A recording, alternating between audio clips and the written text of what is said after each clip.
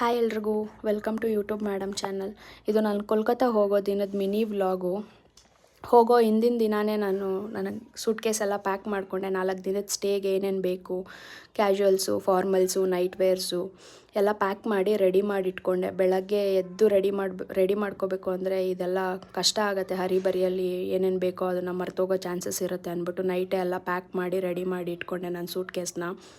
ಇದು ನನ್ನ office trip ಆಗಿರೋದ್ರಿಂದ ನನ್ನ ಲ್ಯಾಪ್ಟಾಪ್ ಬ್ಯಾಗ್ನು ನಾನು ರೆಡಿ ಮಾಡಿ ಇಟ್ಕೋಬೇಕಿತ್ತು ರಾತ್ರಿನೇ.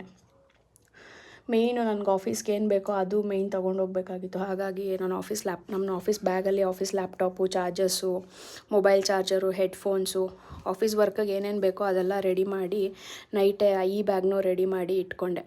ಬೆಳಗ್ಗೆ 11 ಗಂಟೆಗೆ ಫ್ಲೈಟ್ ಇದ್ದಿದ್ದರಿಂದ ಬೆಳಗ್ಗೆ ಬೇಗ ಎದ್ದು ಹೊರಡಬೇಕಾಗಿತ್ತು. ಹಾಗಾಗಿ ಹೋಗೋ ದಿನ ಬೇಗ ಎದ್ದು ರೆಡಿಯಾಗಿ ಮನೆಗೆ ಕ್ಯಾಬ್ ಬಂತು, ಆಫೀಸ್ ಕ್ಯಾಬು. ಸೊ ಕ್ಯಾಬ್ ಹತ್ಕೊಂಡು ಏರ್ಪೋರ್ಟ್ಗೆ ರೀಚ್ ಆಗೋ ಅಷ್ಟರಲ್ಲಿ 2 ಅವರ್ ಆಯಿತು. ಟ್ರಾಫಿಕ್ ಇಲ್ದಲೇ 2 ಅವರು, ಟ್ರಾಫಿಕ್ ಇದ್ದರೆ ಇನ್ನೆಷ್ಟೊತ್ತಾಗುತ್ತಪ್ಪ.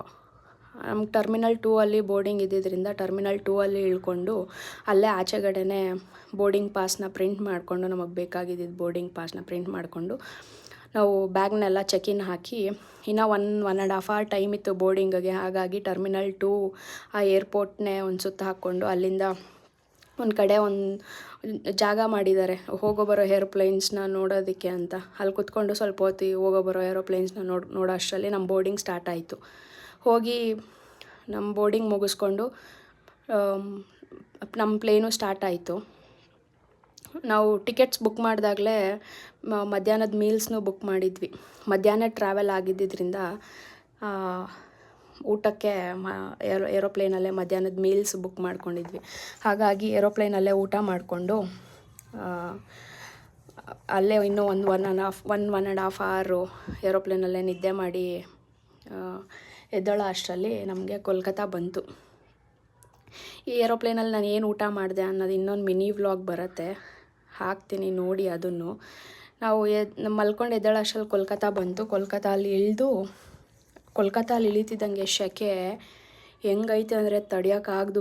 ಬೆಂಗಳೂರಲ್ಲಿ ಇದ್ದವ್ರಿಗೆ ಜಾಸ್ತಿ ಸೆಕೆ ಆದರೂ ತಡಿಯೋಕ್ಕಾಗಲ್ಲ, ಜಾಸ್ತಿ ಚಳಿ ಆದರೂ ತಡಿಯೋಕ್ಕಾಗಲ್ಲ ಅನ್ನೋ ಥರ ಸಿಕ್ಕಾಪಟ್ಟೆ ಸೆಕೆ. 35-40 ಡಿಗ್ರಿ. ಹೋಗಿ ಅಲ್ಲೇ ನಮ್ಮದು ಬ್ಯಾಗು ಕಲೆಕ್ಟ್ ಮಾಡಿಕೊಂಡು ಆಚೆ ಬರೋ ಅಷ್ಟರಲ್ಲಿ ನಮ್ಗೆ ಆಫೀಸ್ ಬಸ್ ನಿಂತಿತ್ತು ನಮ್ಮನ್ನ ಪಿಕ್ ಮಾಡ್ಕೊಳ್ಳೋಕ್ಕೆ ಹೋಟ್ಲಿಗೆ. ಹೋಗಿ ಹತ್ಕೊಂಡು ಹೊರಟ್ವಿ ಹೋಟ್ಲ್ ಕಡೆ. ಎಲ್ಲಿ ಹೋದೆ, ಯಾವ ಹೋಟ್ಲಲ್ಲಿ ಸ್ಟೇ ಆಗಿದ್ದೆ ಅಂತೆಲ್ಲ ನೆಕ್ಸ್ಟ್ ವೀಡಿಯೋದಲ್ಲಿ ಹೇಳ್ತೀನಿ. ಅಲ್ಲಿವರೆಗೂ ಲೈಕ್ ಮಾಡಿ, ಶೇರ್ ಮಾಡಿ, ಚಾನಲ್ನ ಸಬ್ಸ್ಕ್ರೈಬ್ ಮಾಡ್ಕೊಳ್ಳಿ. ಬಾಯ್.